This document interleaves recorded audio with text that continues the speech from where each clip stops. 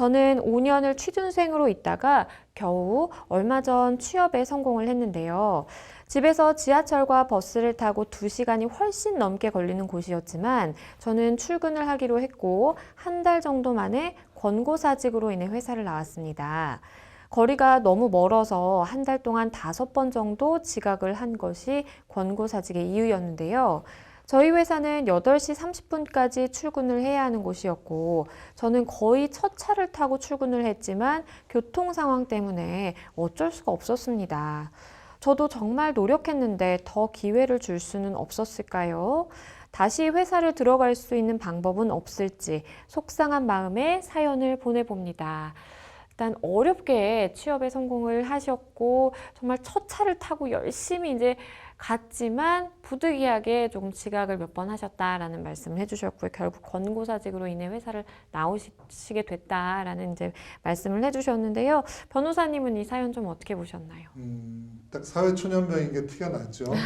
그러니까 권고사직의 경우와 해고의 경우가 좀 다른데요. 이것이 권고사직의 외면을 띄었지만 해고인지 여부에 따라 그 법률적 효과가 다릅니다. 그래서 보통은 아유 그만두는 게 어때라고 해가지고 그만뒀다 그래서 무조건 그래서 사직서를 썼다 그래서 무조건 해고가 되는 것은 아니지만 해고인지 아닌지 여부에 대해서 여러 가지 지표를 살펴봐서 해고라면 이거는 지나친 말하자면 여러 가지 절차 요건과 실체 요건을 따져봐서 지나친 조치이기 때문에 구제 수단이 있고요. 그렇지만 그냥 가볍게 본인 뭐 이 정도 하면 일이 적합하지 않을 것 같은데 어때?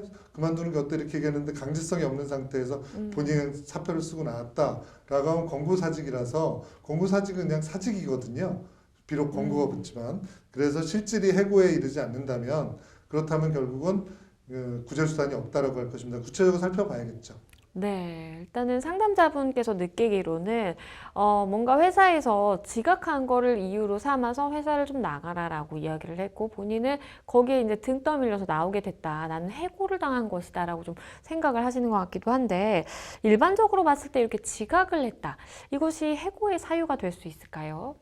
지각의 정도를 살펴봐야 되는데요. 예를 들면 지각이 뭐 30분, 20분, 뭐 원래 8시 반까지 가던데 피치 못하게 늦었다. 그렇다 하더라도 한 달에 5번이면 좀 많긴 많죠. 그래서 그건 징계의 사유에는 해당될 수 있다라고 보입니다. 그러니까 만약 8시 30분인데 한 오후 3시, 4시에 갔다. 이러면 그건 상당히 큰 문제고요. 그렇게 아니라 30분인데 좀 여러 가지 사유가 있어가지고 한 10분, 20분 늦었다. 그렇지만 이게 한 번이 아니라 5번이다. 그러면 사실은 징계의 사유에는 해당될 수 있다라고 보이는데 그로 인해서 해고의 사유에 해당된다고 보이진 않고요. 보통은 징계위원을 열어서 뭐 감봉이라든지 주의라든지 이렇게 좀 피치 못하게 늦었지만 그 내용들이 횟수가 잦다면 좀 경징계 수준으로 징계를 해야 될 그런 양정을 보이죠. 일단은 권고사직이라는 말씀을 해주셨는데요. 권고사직의 경우에는 어떤 방식으로 처리가 될까요? 일단은 보통 회사가 사직서를 제출을 권유를 하죠. 그럼 노동자가 스스로 보통 이제 사직서의 제출을 권유했다라고 해가지고 그것을 해고나 어떤 징계라고 보진 않거든요. 그냥 뭐 이거 사직서 내는 게 어때?라고 할 때 본인이 스스로 사직서를 제출했다. 이러면 해고가 아니고 권고사직입니다. 그렇다면 이거는 권고사직이니까 이제 좀 사유가 바뀌어가지고 해고됐을 때뿐만 아니라 급여 여러 가지 그 실업급여를 받을 수는 있지만 해고라고 해서 다툴 수 있는 건 아니에요. 그렇지만 우리 직장 현실에서 권고사직의 외피를 쓰고 있지만 실질적인 해고인 경우 이런 경우가 상당히 많거든요. 그런 경우는 실질적 판단 기준을 구체적으로 따집니다. 예를 들면 사직서 제출하라고 했을 때 이의를 제기했는지 여부 또는 그 다음에 사용자의 출근 지시가 있었는지 여부 네. 또 인수인계를 자발적으로 하고 비품도 반납했는지 여부 또 뭐 작별 인사하고 송별회식도 했는지 뭐 오래 있다가 그것도 안 하고 인사도 안 하고 막 갑자기 그런 부분에 대해서 했다면 이건 해고로 봐야 될 것 같고요. 또는 퇴직금 등을 수령할 때 이의 없이 수령했는지 여부 이의를 하고 수령했다면 그거는 권고사실 가능성이 있지만 이의 없이 수령했다면 권고사실 가능성이 있죠. 아까 제가 말을 바꿔서 했고요. 네. 실업급여를 자발적으로 신청 이거는 원래 그 실업급여 신청 때 해고 또는 뭐 자발적인 퇴직 경우에도 포함되지만 또는 타 사업장에 그만두자마자 또 취업을 했다. 이러면 이런 부분들은 실질적으로 이제 여러 가지 왜냐하면 권고사직에 회사의 어떤 구체적인 해고에 준하는 정도의 회사의 압력이 있었는지 여부를 판단하려면 쌍방의 주장과 주장이 다를 때는 이런 여러 가지 구체적인 태양을 보면서 권고사직인지 사직인지 아니면 본인 해고의 실질을 가지고 있는지 여부를 노동위원회와 법원에서 따지게 됩니다. 그렇다면 마지막으로 이 상담자분은 사실 회사 복귀를 좀 원하시는 것 같아요. 회사로 복귀할 수 있는 좀 방법은 있을까요?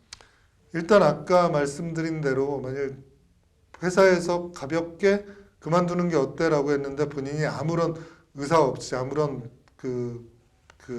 이의 제기하거나 그런 적 없이 네. 만약 그냥 사표를 썼다면 그걸 다투기는 비교적 쉽지 않을 것 같습니다. 이제 그 초입인들이 근무 경험이 많지 않고 법률적으로 잘 모르는 사람들이 맨 처음에 상급자가 이 정도 하면 그만둬야 될 것 같은데 라고 했을 때 사표를 썼다면 그거는 그 자발적인 사직으로 보이고요. 만약 그런 게 아니라 이의제기도 했고 여러 가지 부분에서 다른 문제 제기도 하고 이렇게 했다면 어떤 해고의 실질을 가진다면 해고의 정당한 사유가 있어야 되거든요. 그래서 해고의 정당한 사유는 실체적 요건하고 절차적 요건이 있어야 되는데 권고사직이라 해도 해고의 요건, 해고의 정당한 사유가 있어야 되고 거기에 대해서 징계 부분에도 양정이 여러 구체적으로 어떤 잘못한 사유하고 처분과의 말하자면 균형이 있어야 되는데 이건 지각을 몇 번 했다 그래가지고 더구나 늦은 시간도 얼마 안 되는데 해고했다. 네. 이러면 해고의 사유에 적합하진 않은 거예요.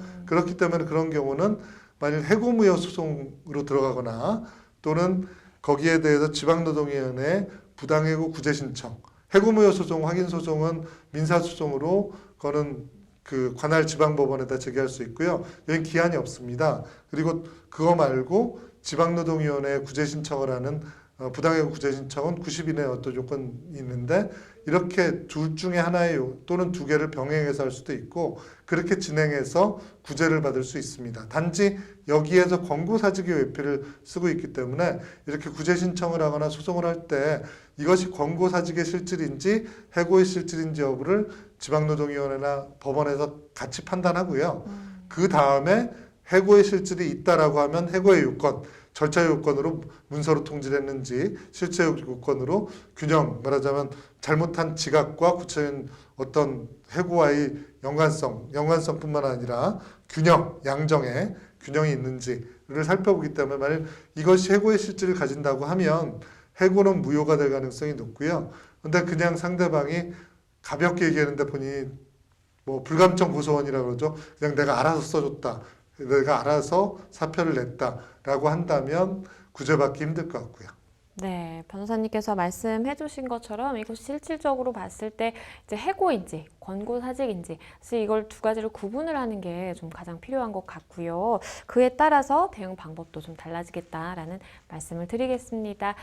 잘 해결이 되셨으면 좋겠습니다.